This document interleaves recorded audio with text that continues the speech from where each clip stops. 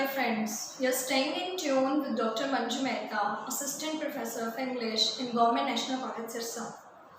Everybody knows that we all are stuck in difficult times of COVID-19, but technology and digitalization make it possible to communicate with one another while sitting at home.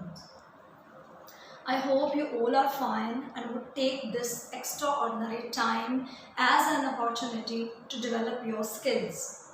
And in this video, I'm going to discuss 19th century British poetry.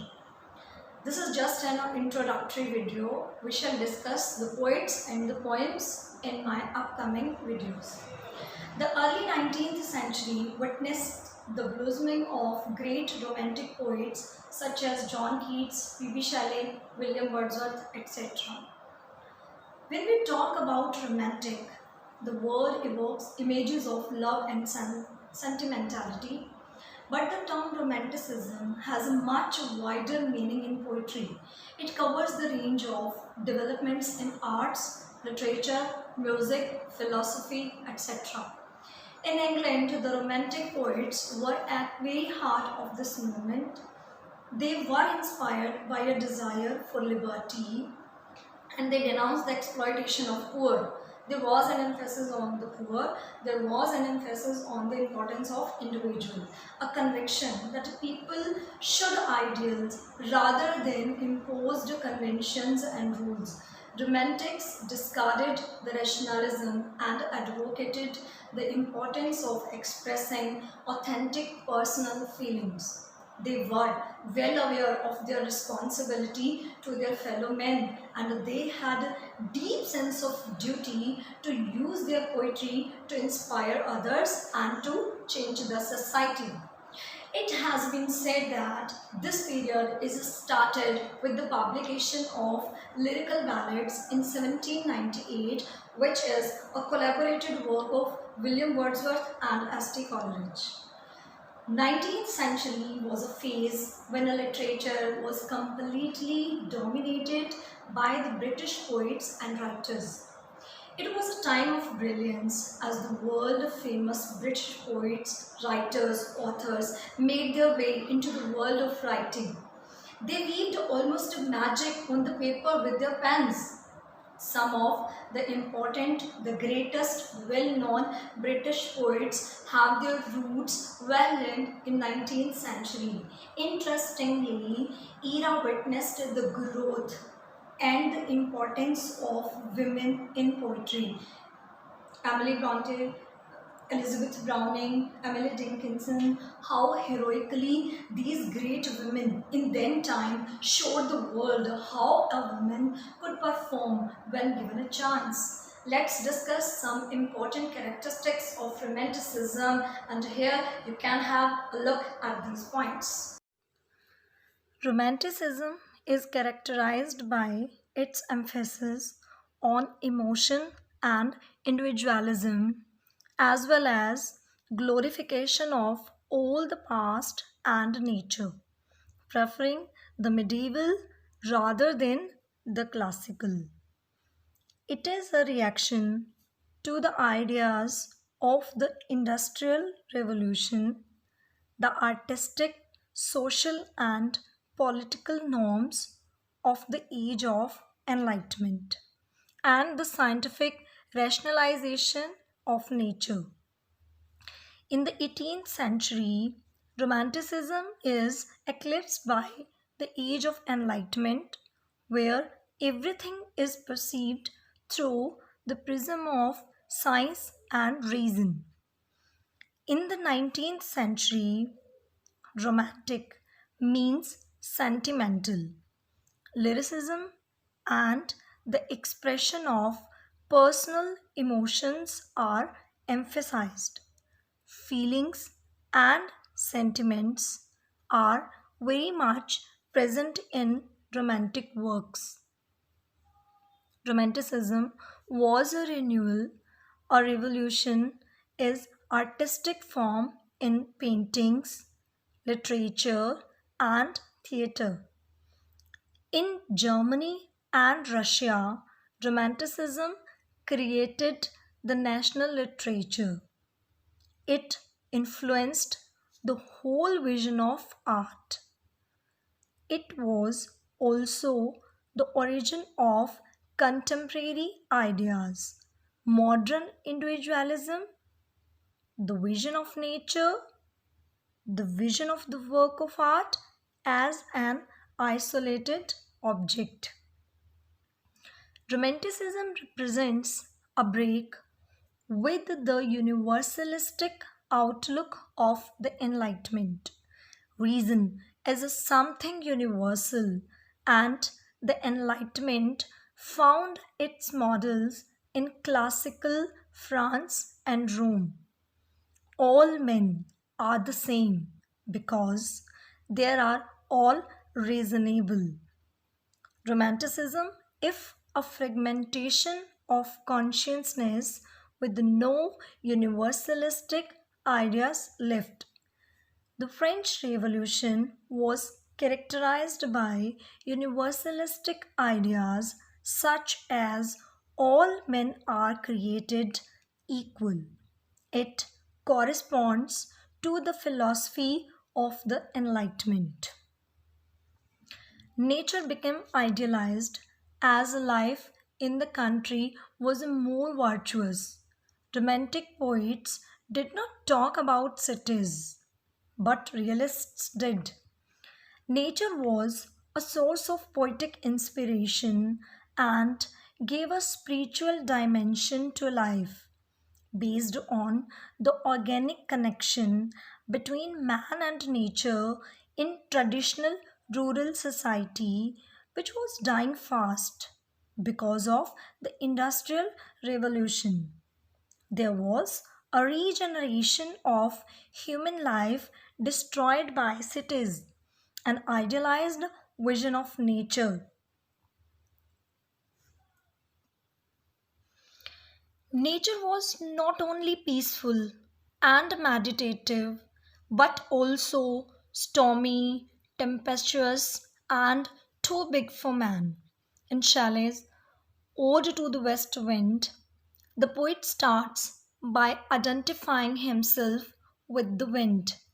He wants to have the same power and the same liberty. As such, it can be considered a political poem. The West Wind is the wind from America, from the Revolution. The romantic world is a dynamic world of change. When there is a beauty, energy can come from human too. Romanticism is the emphasis of feelings, passions, and intuitions. It differs from the 18th century, which was based on reason and reflection. Reason is universal. Everyone uses the same logic. It's not personal. On the other hand, feelings, passion, and intuition are what make people different from each other or one another. It is very individualistic and selfish. The Romantics revolted against the neoclassical exaltation of wit. They gave the place of wit to imagination and that of intellect to feeling and emotion.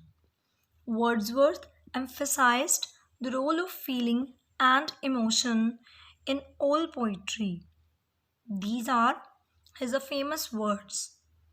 Poetry is the spontaneous overflow of powerful feelings. It takes its origin from emotion recollected in tranquility.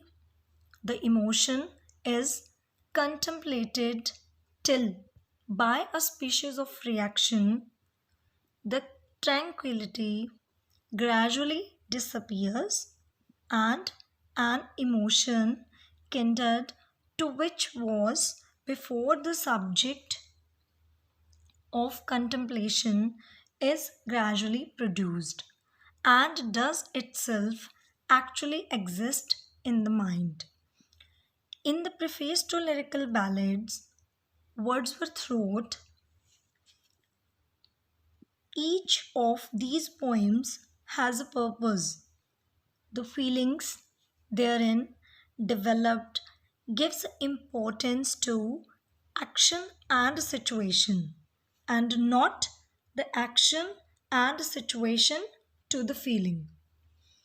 The neoclassical poets had held imagination suspect. They had admitted fancy now and then, but the true imagination of Coleridge's conception was almost non existing. They had neglected love as a theme of poetry. Their poetry was mostly didactic.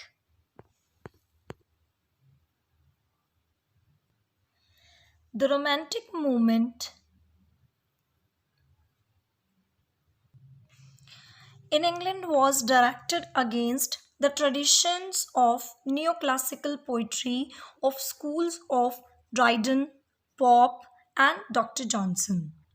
There was politics too, which was involved, but essentially, this movement was not political but poetic. Romanticism emphasized the liberty of the individual genius from the deadening weight of traditions and rules, thereby encouraging a kind of chaotic tendency. The only bond of union among the Romantic poets was their impatience of tradition and then craving for novelty. They looked at everything anew and were struck by the spirit of wonder. Poets of 19th century divided in two generations. First generation William Blake, William Wordsworth, Ashley Coleridge. Second generation George Byron, P.B. Shelley, and John Keats. There is a difference between the first and the second generation of these poets. Wordsworth is the senior-most of all romantics and is also high priest of nature, to whom nature means more than she does to any other English poet. Nature to Wordsworth was everything. After his disillusionment with the French Revolution, he sought the healing power of nature. His increased interest in nature was thus partially caused by his political frustration. Coleridge's attitude to nature, more particularly in the early phase of his poetic career, was similar to Wordsworth's. Very like Wordsworth, he felt disillusioned at the consequences of the French Revolution and sought solace in nature. Nature occupies a place of distinction in Shelley's poetry, but as a poet of nature, he is a class by himself. It is his deep philosophical bent of mind, perhaps, which does not let him give clear cut pictures of landscape. Seldom does he portray a landscape with recognizable details. The whole thing is so misty and elusive. Most of his nature pictures are idealized groups of scattered fragments flowing from his memory rather than portraits of what he has actually seen and enjoyed. Keats was also a great lover of nature. He loved nature not for her spiritual significance or deep messages conveyed by her, but for the sensual pleasures which she offered. Keats' odes about autumn and the nightingale are very rich in sensual appeal. They show Keats as a delicate and a thorough observer of nature. Like Wordsworth, he protests against the interference of scientific studies in the sensuous wealth of nature. Next, Byron of the same generation. Byron was different in most respects from the rest of the Romantic poets. He shared their love of nature, though his love is of own kind. Byron's love of nature was partially a byproduct of his contempt of man. Byron took a particular delight in describing wild and terrifying objects and aspects of nature which seemed to be mocking, as it were, the insignificance of man. He did not deny, however, the healing power of nature. There is a pleasure in the pathless woods. There is a rapture on the lonely shore. There is a society where none intrudes by the deep sea and music in its roar. Thus, we can say that Wordsworth transforms plain reality into beautiful romance. Led by Wordsworth, almost all the Romantic poets took interest in nature and loved to dwell on her and aspects. Shelley looked at the west wind and the skylark and the clouds not as a dull and never changing objects of never changing nature, but as objects of wonderful freshness and perennial interest. Keats, Coleridge, and Byron had each his own conception of nature, but all of them put interest in the world of nature and studied and described her wonder and curiosity as if she by herself were an unexplored world waiting to be discovered and studied with fresh attention and virgin wonder. Whenever a reference is made to romantic poetry, the following poets spring to mind: William Wordsworth, S.T. Coleridge, John Keats, P.B. Shelley, Lord Byron, William Blake, and we are luckily going to study these poets and their spellbinding poetry in our syllabus. So let's have a look at the syllabus course for 19th century British poetry. There are 4 units in the prescribed syllabus, and each unit consists of 2 poets. In Unit 1, the first poet that we shall study is Lord Byron. The poems of Lord Byron that is in our syllabus are She Walks in Beauty, Darkness, When We Two Parted. The second poet in the same unit is William Blake, and his poems are Auguries of Innocence, The Tiger, Night, and Evening Star. In next unit, unit number 2,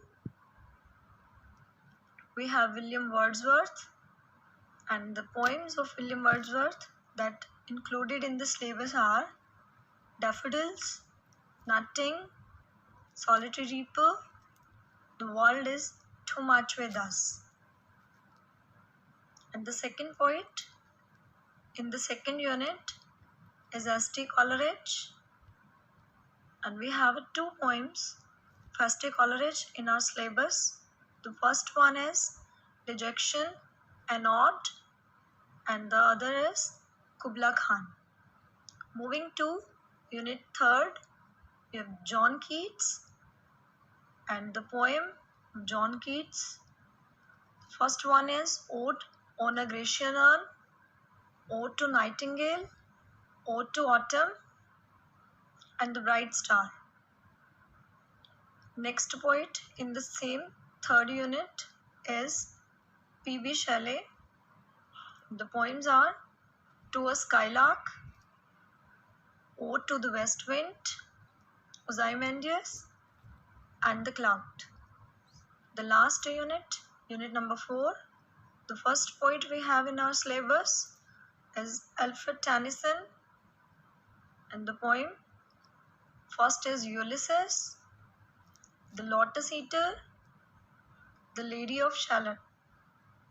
And the last poet is Robert Browning. The poems first is My Last Duchess, The Last Ride Together, and Porphyria's Love.